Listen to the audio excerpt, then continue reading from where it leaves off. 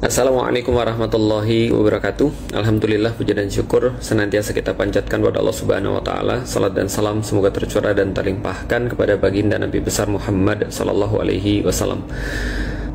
Dan seperti biasa teman-teman sekalian, bukan seperti biasa dan mungkin yang teman-teman sudah tahu, aku coba untuk bahas pada kali ini adalah tentang masalah pesantren dan Trans 7 ya. Ini kan sudah banyak banget yang bahas ya. Dan aku dari kemarin mencoba untuk nahan dulu untuk nggak ngomong supaya semua data-datanya itu menjadi lebih ini ya, lebih lengkap.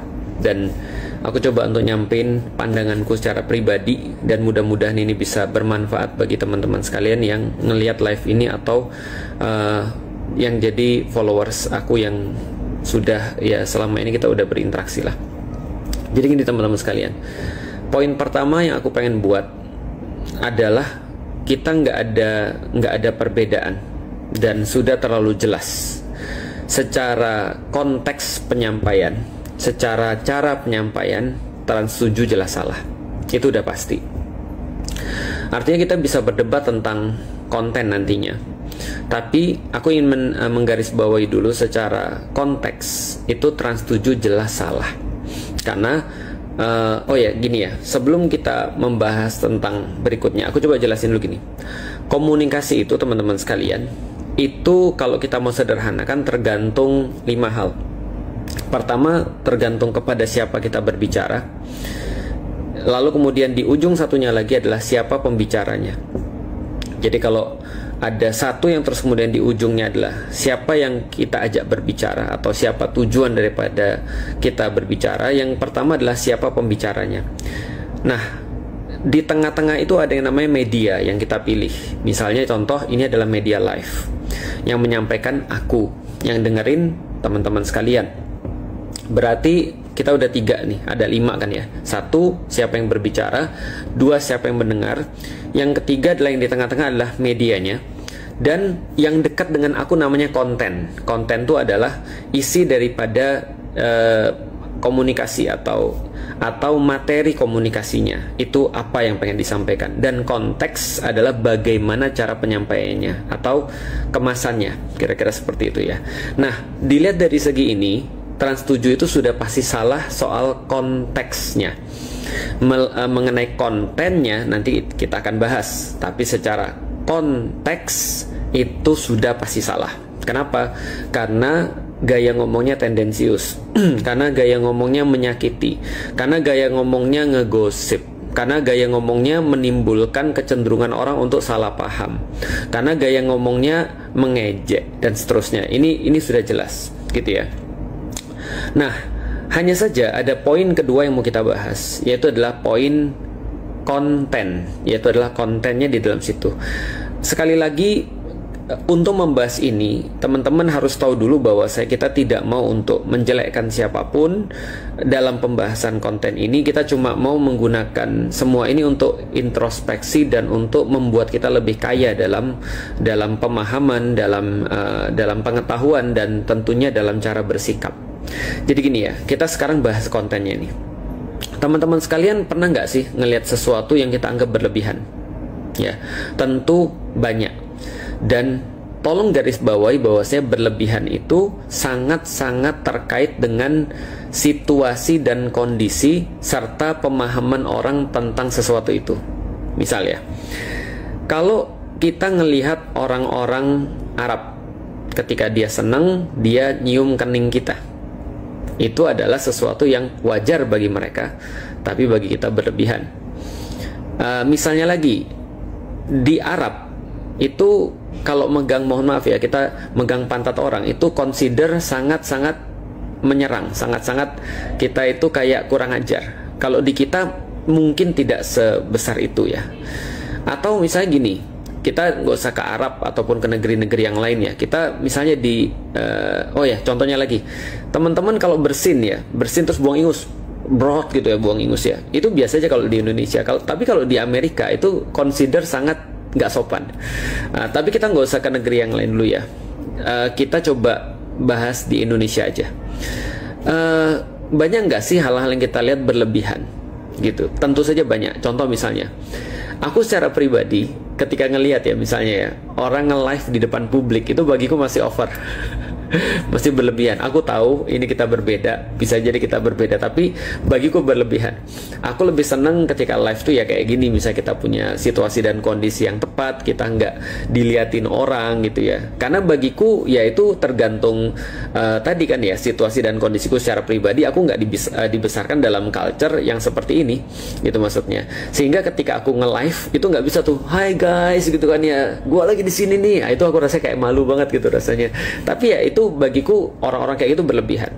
Back then ketika tahun 2009 ketika handphone itu masih jarang-jarang, aku pernah keluar kota dan aku ngelihat orang-orang setelah turun dari pesawat pas mereka lagi ada di baggage claim itu mereka semua buka handphone pada saat itu. Dan saat itu belum ada WhatsApp, belum ada media sosial bahkan. Mereka cuma ngecek handphonenya, mungkin ngecek SMS. Terus dalam hatiku, wah berlebihan banget. Emang kalian sesibuk apa sih gitu maksudnya? Karena aku hidup di culture yang ketika orang itu misalnya ngantri, kita ngajak ngobrol orang di sebelah kita. Ketika kita lagi di bandara, kita basa-basi. Ya itu pasti bagi Gen Z itu neraka banget ya. Itu kan maksudnya. Tapi coba lihat ya. Ternyata pandangan kita tentang berlebihan itu adalah sesuatu yang sangat-sangat subjektif.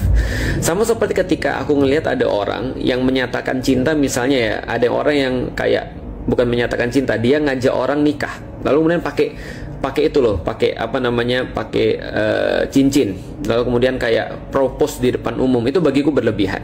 Tapi bagi orang lain mungkin keren. Bahkan sekadar bagiku ya, foto prewedding itu berlebihan. Nah, kok gitu amat sih gitu kan ya. Itu bagiku secara pribadi. Atau mungkin dalam hal-hal yang lain lah. Seringkali mungkin kita ngelihat ada orang dalam hal-hal tertentu, misal ya ketika orang-orang yang bukan wibu atau orang-orang yang bukan senang dengan apa ya, kayak bukan senang dengan Jepangan gitu ya. Ngelihat orang-orang wibu tuh norak, berlebihan. Atau orang-orang yang kayak aku yang dulu nggak paham sama sekali dengan kayak Korea gitu ya, Korean Wave aku nggak paham, atau K-pop dan segala macam. Aku ngelihat orang-orang yang ngefans kepada K-popers itu berlebihan gitu bagiku ya secara pribadi. Tapi balik lagi, kita belum bahas pada intinya ya. Bagiku berlebihan, tapi mungkin bagi mereka enggak. Kenapa tahu enggak? Karena gini, ternyata berlebihan atau enggak berlebihan itu sangat dipengaruhi oleh yang namanya cinta. Jadi kalau kita mencintai sesuatu, kadang-kadang kita itu saking all outnya dengan sesuatu yang kita cintai itu, sampai-sampai dilihat oleh orang lain yang tidak mencintai atau yang tidak punya perasaan yang sama seperti itu kayak biasa aja. Nah, jadi ini adalah out of love. Kita nggak bisa sih ngomongin orang berlebihan kalau memang yang dilakukan itu adalah out of love. Sama seperti tidak layak bagi orang yang misalnya child free, misalnya ada orang yang memilih untuk child free misalnya, untuk menghakimi ibu-ibu itu kayak kurang kerjaan, atau kok mau sih ibu-ibu tuh diperbudak oleh anak-anak, atau misalnya mau-maunya sih direpotin oleh anak-anak. Sedangkan yang ngasuh anak merasa, loh gue melakukan ini nggak terpaksa kok, nggak seperti yang lu pikir gitu maksudnya. Gue nyebokin anak seneng gitu, gue bangun di malam hari ngelayanin anak gue ya seneng gitu maksudnya. Kenapa? Karena out of love gitu maksudnya. Jadi kalau ada orang melakukan out of love, ya kita nggak bisa nyalahin gitu, dan tidak juga bisa kita katakan berlebihan, karena kita sendiri pasti ketika kita menyenangi sesuatu atau kita menyukai sesuatu, kadang-kadang kita pasti melakukan perkara-perkara yang nggak masuk akal. Misal ketika kita dengan Rasulullah, kok bisa orang dibacain cerita terus tiba-tiba nangis? Ketika orang ingat Rasulullah dia nangis, lalu kemudian dia pengen untuk melakukan sesuatu buat Rasulullah, ya mungkin nggak masuk akal. Teman-teman tahu nggak sih bahwasanya kita puasa itu bagi orang-orang yang lain nggak masuk akal. Ibu bapakku dulu ketika pertama kali dengerin aku mau puasa, mereka bilang nggak masuk akal, ngapain lu lapar di saat ada makanan gitu kan ya. Bagi dia pergi ke Mekah itu nggak masuk akal, ngabisin duit sebanyak itu cuma untuk sholat aja di sana, itu nggak masuk akal gitu maksudnya. Atau bagi mereka mencium hajar aswad, berebut mencium hajar aswad, itu bagi mereka nggak masuk akal. Kenapa? Balik lagi, because they don't share the same things that we love.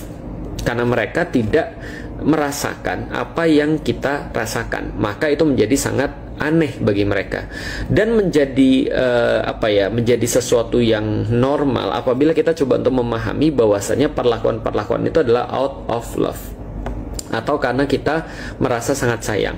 Artinya secara konten itu memang bisa debatable, Karena kalau kita bicara tentang kelakuan-kelakuan ataupun aktivitas-aktivitas orang di dalam pesantren, yaitu memang terkadang menjadi tidak masuk akal bagi orang-orang yang tidak memiliki rasa cinta yang sama, gitu maksudnya.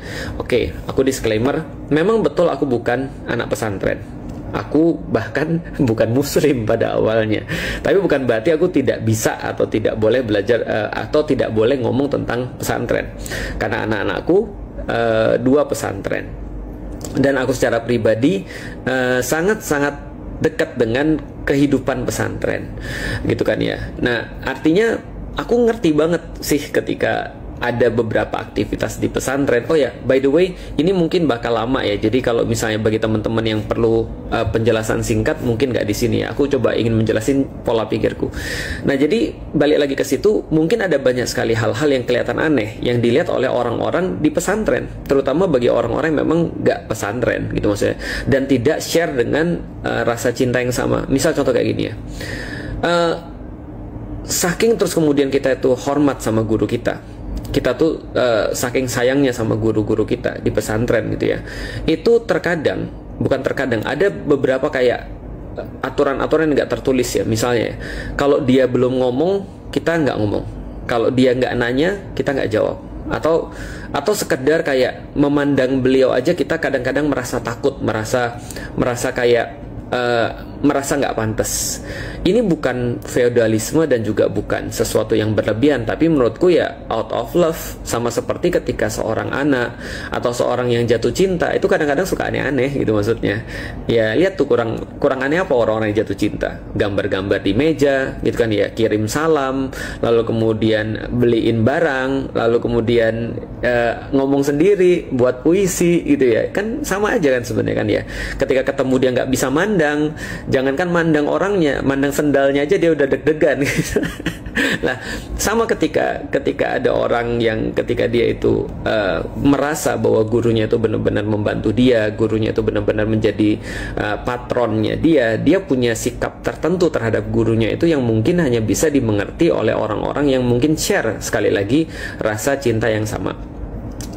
Begitu pula ketika aku pernah di pesantren, pernah datang ke pesantren maksudnya, lalu kemudian ngelihat di situ kebiasaannya sangat luar biasa menurutku.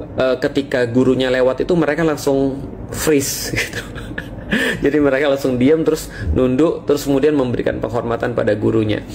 Mungkin gurunya nggak minta ya, tapi itu adalah sesuatu tradisi yang berlangsung terus-menerus karena menghormati ilmu yang ada pada guru itu. Dan disitulah aku belajar ketika di pesantren. Memang betul kata-kata adab lebih utama dari ilmu, itu benar banget. Dan memang dalam sebuah dunia ilmu di dalam Islam, adab itu sangat-sangat berharga melebihi ilmu.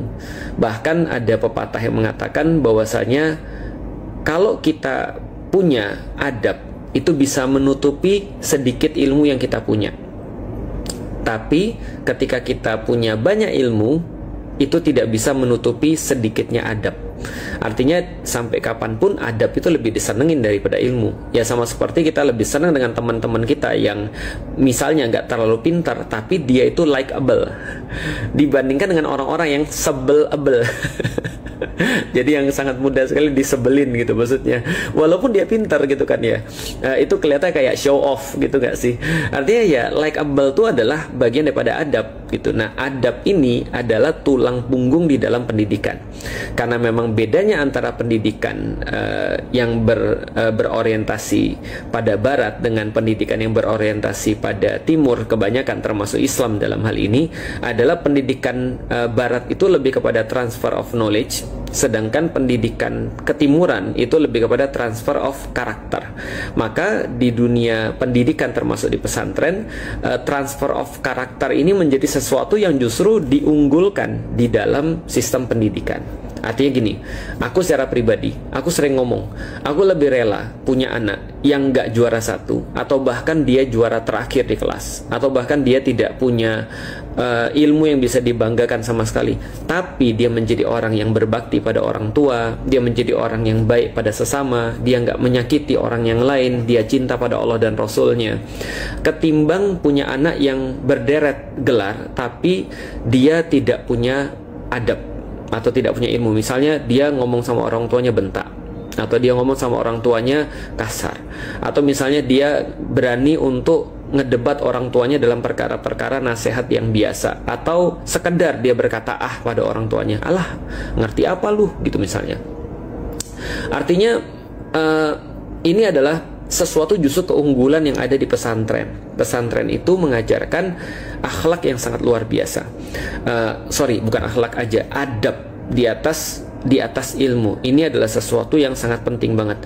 Dan pelajaran adab ini ada pada ketika mereka makan, ada ketika mereka beraktivitas di pagi hari, ketika mereka sholat, ketika mereka mencari ilmu. Maka di dalam Islam ada misalnya kitab yang sangat terkenal, Ta'alim Muta'alim, yaitu adalah bagaimana kita itu mempelajari cara belajar. Jadi bagaimana adab-adab sebagai seorang pembelajar. Karena adab sebagai seorang pembelajar ini penting banget.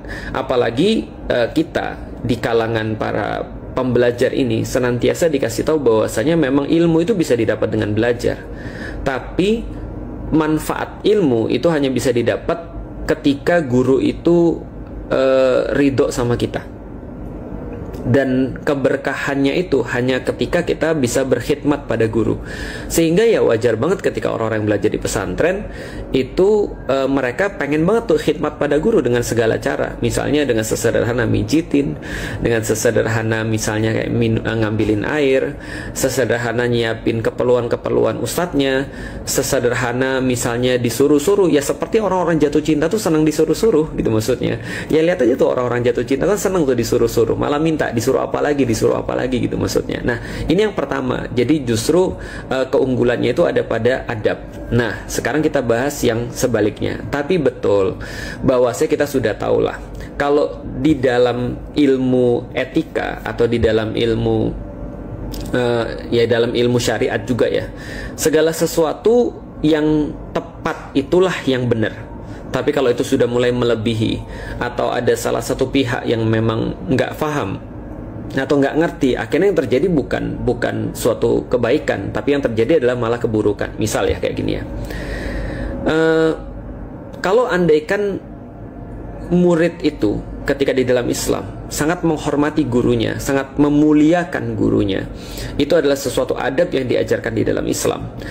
Karena rasa cinta mereka juga, mereka sampai melakukan sesuatu yang misalnya seolah tidak masuk akal, seperti kayak berlutut di depan gurunya, ataupun nunduk membungkuk di depan gurunya. Mungkin itu nggak masuk akal, mencium tangan, ataupun mencium kakinya, atau mencium apanya lah, terserah.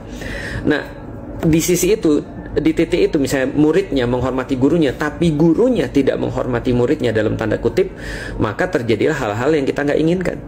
Jadi seolah-olah guru itu tidak punya aturan, atau seolah-olah cuma murid yang dituntut untuk punya adab, tapi adab guru tidak diperhatikan.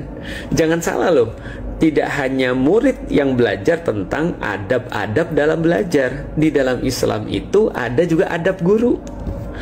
Ada adab guru, misalnya sebelum dia ngajar dia berwudu. Sebelum dia ngajar, dia memakai pakaian-pakaian yang terbaik. Sebelum dia mengajar, dia meminta tolong kepada Allah agar apapun yang disampaikan ini menjadi manfaat bagi pada murid-muridnya. Sebelum mengajar, dia memperhatikan apakah semua pelajaran-pelajaran sudah dia persiapkan. Lalu kemudian ketika dia mengajar dengan suara yang tegas, dengan nada yang baik, dengan penuh perhatian, kelemah lembutan. Kalaupun dia mau menghukum, dia pastikan dia menghukum bukan karena emosi, tapi menghukum karena Allah misalnya. Dia perhatikan bagaimana cara gerak-geriknya, karena dia tahu setiap gerak-geriknya itu ditiru. Itu adab guru tuh. Nah coba bayangin, andaikan yang dituntut hanyalah adab murid, tapi adab gurunya nggak ada, ya jadinya nggak lengkap. Itu yang aku bilang tadi. Di sini letak debatable-nya. Artinya kita tahu bahwasanya keunggulan pesantren itu, kita mengharapkan anak-anak ketika masuk ke pesantren mereka keluarnya punya adab. Tapi kalau mereka keluarnya misalnya justru tidak beradab, lah terus keunggulan pesantrennya di mana? Tapi dia sangat beradab pada gurunya, tapi gurunya nggak beradab. Gimana nih ceritanya nih? Nah maka kita harus tahu nih bahwasanya bukan hanya muridnya yang dituntut beradab, tapi gurunya juga beradab. Misal, aku pikir tidak ada adabnya ketika seorang guru mencontohkan misalnya nendangin makanan, Aku pikir aku masih mencari ya, di mana adabnya ketika misalnya dia berbuat misalnya kayak kasar dengan murid-muridnya, atau bahkan memanfaatkan memanfaatkan posisinya sebagai guru untuk melakukan pelecehan seksual misalnya. Ini kan problem-problem juga yang juga ada. Atau memanfaatkan untuk misalnya untuk meraih duniawi. Ini kan sesuatu yang juga kita lihat juga ada. Nah, ini yang menjadi problematika yang orang-orang tuh nggak suka. Jadi yang orang nggak suka tuh bukan pesantrennya.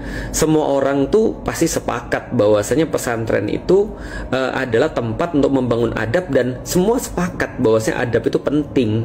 Mereka semua sepakat, dan mungkin hampir semua bisa menerima bahwasanya ketika ada orang mencintai orang lain, mereka bisa memahami kenapa orang tuh berbuat kayak aneh gitu maksudnya, dan kayak berlebihan. Tapi yang orang tuh nggak paham dan orang tuh nggak terima adalah ketika lu bilang adab tapi lu nggak mencontohkan adab. Itu maksudnya tuh. Artinya kalau kita lihat secara fair, berarti bukan hanya murid yang punya adab, harusnya guru juga punya adab. Tidak misalnya joking dengan yang jorok misalnya, atau tidak misalnya memanfaatkan posisi, atau misalnya tidak berbuat sesuatu yang tidak beradab. Karena ya kita tahu bahwasanya ada pepatah, kalau guru kencing berdiri, maka murid kencing maraton. Jadi nggak bisa kayak gitu juga gitu maksudnya. Jadi menjadi guru itu atau mengatakan adab di atas ilmu itu tidak membebaskan kamu daripada menjaga dirimu untuk beradab juga gitu. Atau tidak serta-merta ketika dikatakan bahwasanya kamu tuh kiai lantas kamu nggak punya batasan. Justru ketika aku semakin belajar, aku semakin ngerti bahwasanya guru itu punya lebih banyak kewajiban daripada murid. Aku ingat banget Ustadz Hafiz Abdurrahman, beliau juga pesantrenan.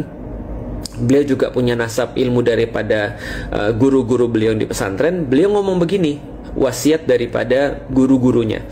Dia bilang, kalau kalian ngajarin orang, pastiin kalian melakukan lebih banyak daripada apa yang kalian minta orang untuk lakukan. Jadi kalau kalian minta orang untuk beradab, pastikan kalian menunjukkan yang lebih daripada itu. Kalau kalian nyuruh orang sholat malam, maka jangan sampai kalian sholat malamnya nggak seberapa. Atau jangan sampai ketika kalian nyuruh orang untuk melakukan sesuatu, kalian nggak punya modal itu. Jadi pastiin kita tuh lebih berat, karena memang tugas guru tuh lebih berat daripada murid-muridnya. Karena guru itu ya seseorang yang digugu dan ditiru. Terus apa yang mau digugu, apa yang mau ditiru, kalau nggak ada apapun yang bisa dilihat dari situ. Artinya semakin orang tuh punya ilmu, harusnya adabnya semakin bagus. Ketika kita ngajarin orang punya adab, maka adabnya harus semakin bagus. Itu poin kedua. Kalau masih kuat, poin ketiga. By the way, aku lagi ada di Samarinda nih. Ada di Samarinda. Di sini udah mau maghrib. Tapi ya nggak apa-apa lah. Kalau di tempat teman-teman kan rata-rata dari WIB ya. Dari WIB ya. Nah, WIB mungkin belum maghrib. Nanti kalau maghrib aku hentiin deh. Nah, yang ketiga teman-teman sekalian, how to response. Ini yang paling buat aku kecewa, serius. How to response. Jadi gini ya. Yang aku tahu teman-teman sekalian, Rasulullah SAW juga pernah difitnah. Beliau pernah difitnah dan para sahabat ngamuk ketika beliau difitnah. Tapi ketika beliau difitnah, dan sebagaimana seharusnya ketika kita difitnah, maka kita coba untuk memilih respons mana yang paling bagus ketika kita difitnah. Jadi gini ya, coba kita bahas satu persatu. Ini teman-teman sekalian, ketika Trans 7 berbuat sesuatu yang salah, kita udah bahas di poin yang pertama. Dan sebagaimana orang-orang ngejek yang lain, apa yang orang-orang tuh harap ketika orang tuh ngejek seseorang? Orang tuh marah, orang itu balas, sehingga dia bisa bilang, bener kan yang gue bilang? Artinya orang-orang yang ngejek itu seneng ketika direspons dengan cara marah-marah atau ngamuk-ngamuk. Nah, artinya kalau kita merespons dengan cara seperti itu, kita udah masuk dalam jebakannya. Dan justru kita tidak menunjukkan sesuatu yang harusnya kita tunjukkan. Kalau dikatakan misalnya, dasar lu gak beradab, terus kita ngamuk, terus orang bilang, bener kan lu gak beradab.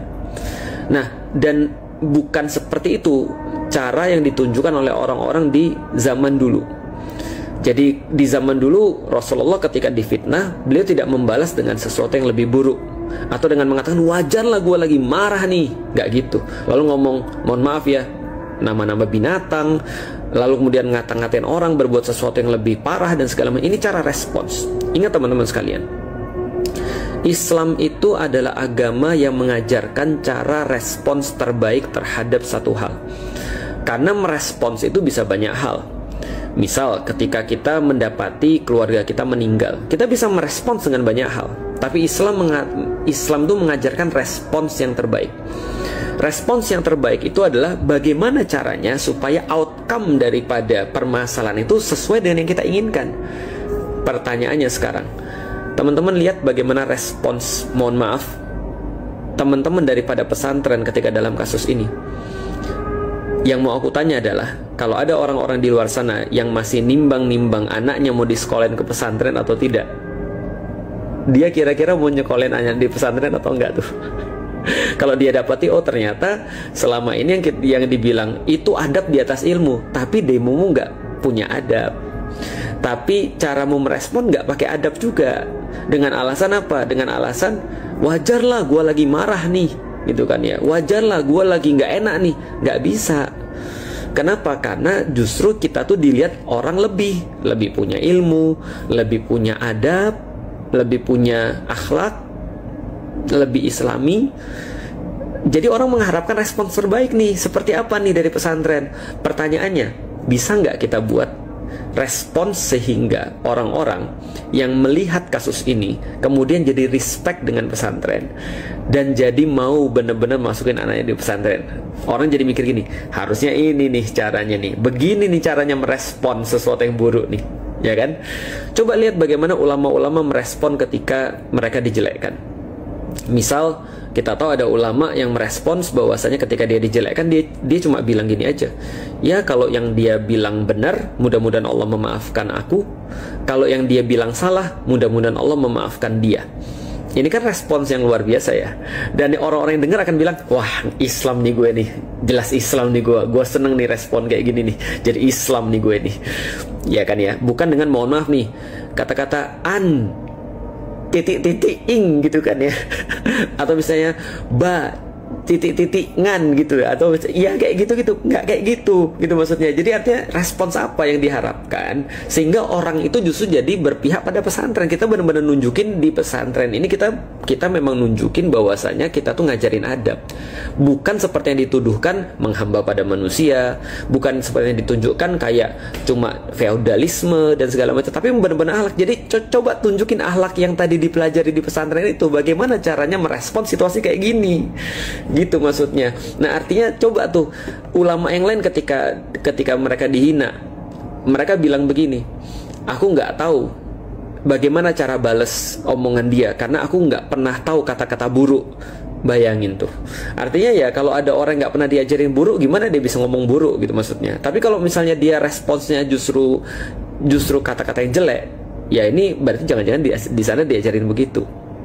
Yang terakhir, karena udah mau azan ya di sini di Samarinda. Yang terakhir aku mau ngomong, guys, tanggal 7 Oktober aku menghadiri aksi bela Palestina. Dan kita tahu walaupun sekarang katanya ceasefire, tapi sebenarnya nggak terjadi ceasefire.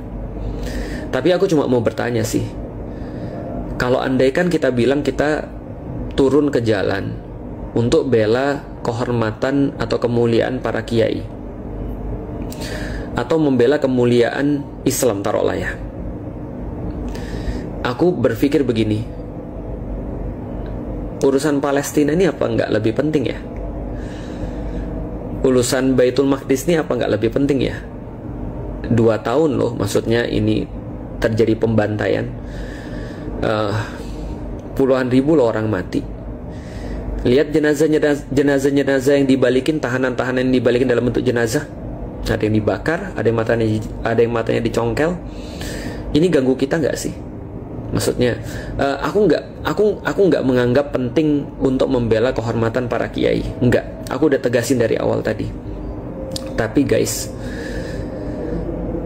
jangan sampai ini semua jadi pengalihan sesuatu yang lebih penting yang harusnya kita lakukan. Kalau mau beresin, segera beresin. Tunjukin akhlak yang baik. Gimana caranya orang tuh merespon sehingga orang pengen pergi ke pesantren. Orang ngelihat pesantren tuh benar-benar ngajarin adab. Yang berikutnya, umat masih punya banyak sekali tugas. Jangan sampai kita akhirnya cuma dilihat sama orang, oh dia cuma membela kepentingan kelompoknya aja, sedangkan kalau yang lain ada masalah dia tidak mau untuk turun, padahal itu masih muslim juga. Ya mudah-mudahan Allah rahmati kita semuanya. Kita sudah mau maghrib di sini. Doain ya, itu aja yang pengen aku sampaikan. Nanti kita sambung kapan-kapan. Assalamualaikum warahmatullahi wabarakatuh.